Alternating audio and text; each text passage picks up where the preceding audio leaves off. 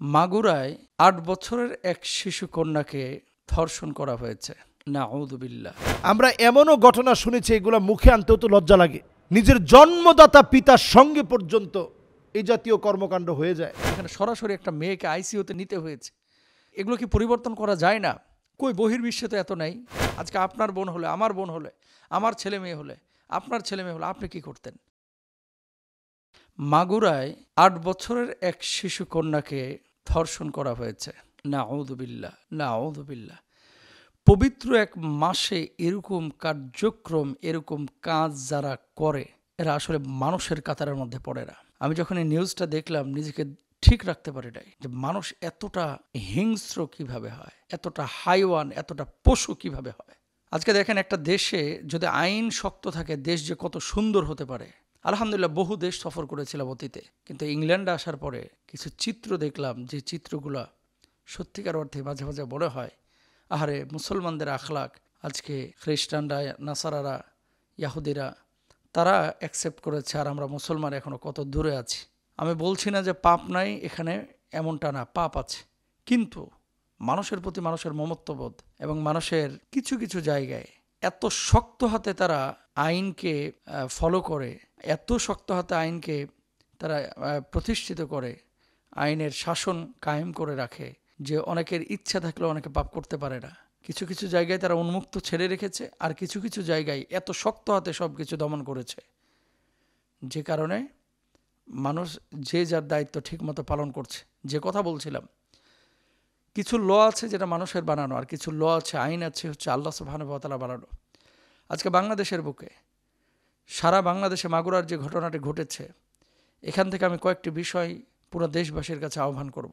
এক নম্বর হচ্ছে, নিজের মেয়েকে কোথায় পাঠাচ্ছেন, কার কাছে পাঠাচ্ছেন, এই বিষয়গুলো কিন্তু আপনাদেরকে সোচ্চার হতে হবে। যেমন অনেক সময় কিন্তু আমাদের 5 বছর, 6 বছর, 7 বছরের কন্যাদেরকে অনেকে কোলে নিয়ে ঘোরাফেরা করে। কাজিন এসেছে, বাস কোলে তুলে নিল, অথবা আরেকজন এসেছে, এসে কোলে তুলে নিল, অথবা তার কোলের ওপরে বসালো। 8 বছর, 7 বছর পরে মেয়েরা আস্তে আস্তে অনেক কিছু বোঝা শুরু করে। তো ঠিক এই সময়টা অনেক মেয়েরা অনেক কিছু বুঝে না, কিন্তু হাইওয়ানের চোখ, তাদের রোশানল, তাদের কামভাব, তাদের মানবিক চাহিদা, এরা তো পশুর চাইতে অধম, এরা হিংস্র, এরা কুকুরের চাইতে অধম।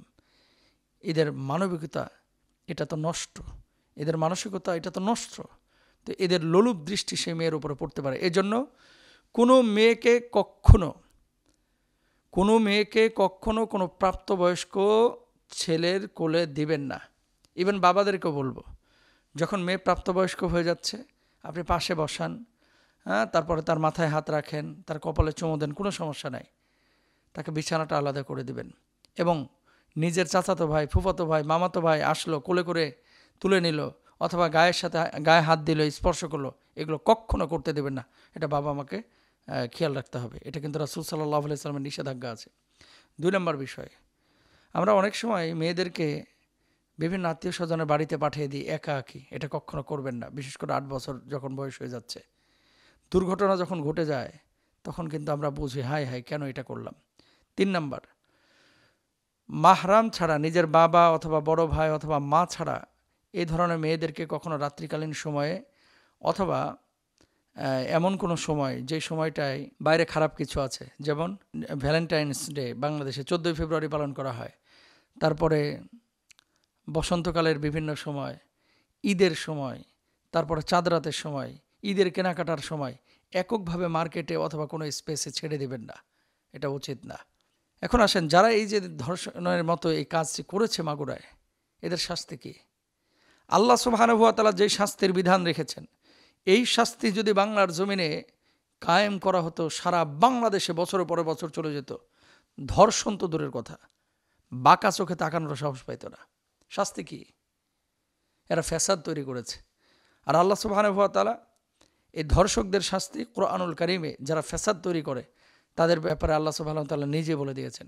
1 নম্বর, এদেরকে জনসম্মুখে নিয়ে এসে ডান হাত বাম পা, এরপরে বাম হাত ডান পা ক্রস করে কেটে দিতে হবে। এটা দায়িত্ব আপনার না, এটা দায়িত্ব হচ্ছে সরকারের, এটা দায়িত্ব হচ্ছে যারা নীতি নির্ধারক তাদের।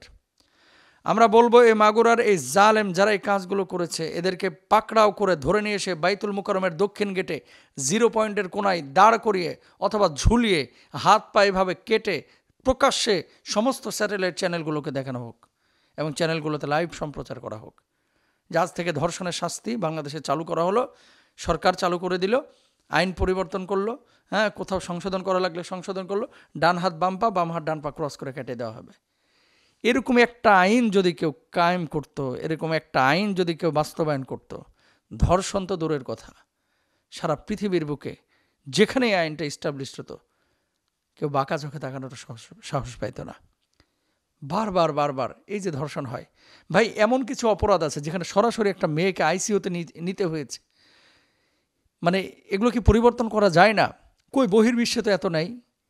আপনি ইটালি যান, স্পেন যান, ফ্রান্স যান, জার্মানি যান, ইংল্যান্ডে যান, হ্যাঁ, তারা চাইলে একে অপরের সাথে, যেহেতু অন্য ধর্মের মানুষ, আমি জানি না তাদের ধর্মে কি আছে, তারা লিভ টুগেদার করে, এই করে সেই করে, অনেক কিছু করে, ভিন্ন বিষয়। কিন্তু বাংলাদেশে কি যারা এই যে ধর্ষক, এরা কি আল্লাহর বলি? নাউজুবিল্লাহ, এরা তো বদমাশ, লম্পট।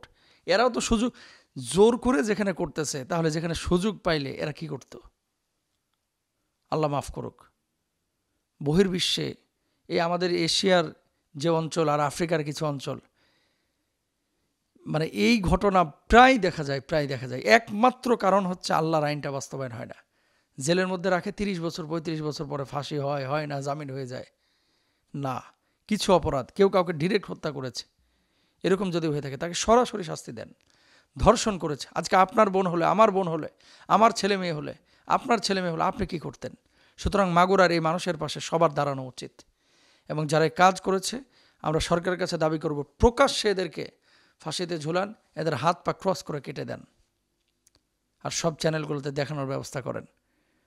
আন্তর্জাতিক বিশ্ব কি বলতেছে ও দেখেন না, অন্তত আমাদের দেশকে শুদ্ধ করার জন্য, ধর্ষণ মুক্ত করার জন্য, ধর্ষক মুক্ত করার জন্য 2-4টা ঘটনা এরকম ঘটানো উচিত। শাস্তি, ক্রস করে হাত পা কেটে দেওয়া এবং তাদেরকে প্রকাশ্যে মৃত্যুদণ্ড কার্যকর করা। শুধুমাত্র একটা বছরের দর্শনের হিসাব যদি আপনি দেখেন, হাজার হাজার নারী যারা হয়তো ভুক্তভোগী, অনেকে বলতে পারে, অনেকে বলে না, অনেকে মামলা করে নাই, তার উপরে অন্যায় হয়েছে, ভয়ে সে এটা মেনে নিয়েছে। এই যে একটা ছোট্ট বাচ্চার উপরে যে অমানবিক আইয়ামে জাহিলিয়াতের বর্বরতার মতো করে যে বর্বরতা প্রকাশ পেয়েছে, এই প্রদর্শিত বর্বরতার বিরুদ্ধে কথা বলা, এটা সুশীল প্রত্যেকের জন্য আমাদের দায়িত্ব। সুশীলরা এইসব বিষয় নিয়ে কথা বলে না, এই বাচ্চার ব্যাপারে দাঁড়ানো, কথা বলা, এটা আমাদের প্রত্যেকের জন্য দায়িত্ব।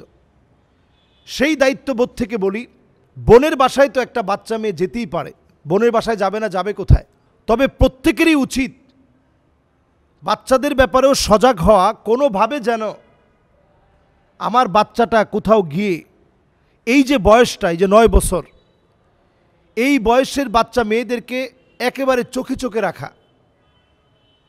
আমরা এমনও ঘটনা শুনেছি, এগুলো মুখে আনতেও তো লজ্জা লাগে, নিজের জন্মদাতা পিতার সঙ্গে পর্যন্ত এই জাতীয় কর্মকাণ্ড হয়ে যায়। পৃথিবীর ভিতরে আর কি বাকি আছে বলেন?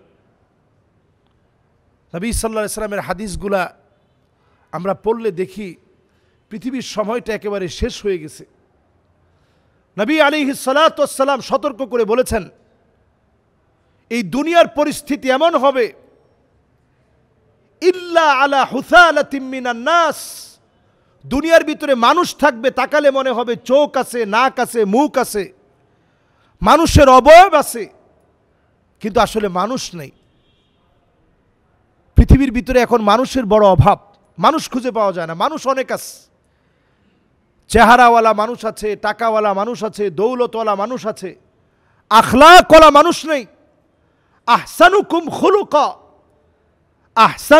খুলুকা, সবচেয়ে সেরা হবে তারা যারা চরিত্রের দিক থেকে সেরা। যে লোকের চরিত্র নাই, ও কেমন মানুষ? আজকে আমরা দেখেছি, এটার জন্য অনেক ধরনের বিষয়কে কিন্তু আপনাকে বিবেচনা করতে হবে। অনেক সময় যে শ্বশুরের কথা আসছে, এরকম বৃদ্ধ বয়সে অনেকের স্ত্রী মারা যায়, এরপরে তাকে আর বিবাহ শাদী করানো হয় না। এটা সম্পূর্ণ শরীয়তের বিপরীত চল। আপনি বিবাহ শাদী করাবেন না কেন? তার সম্পদ আছে, এর চাইতে বড় কথা হচ্ছে তার শারীরিক সক্ষমতা আছে,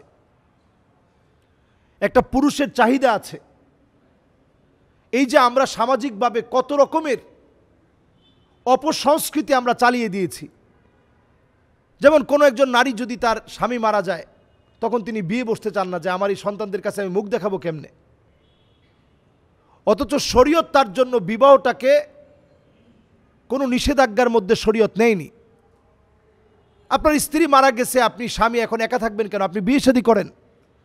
সমাজে এটা সবচেয়ে কলঙ্কিত গুনাহের কাজ বলে মনে করা হয়। সন্তানরা মনে করে আব্বার কোনো চরিত্রই নেই।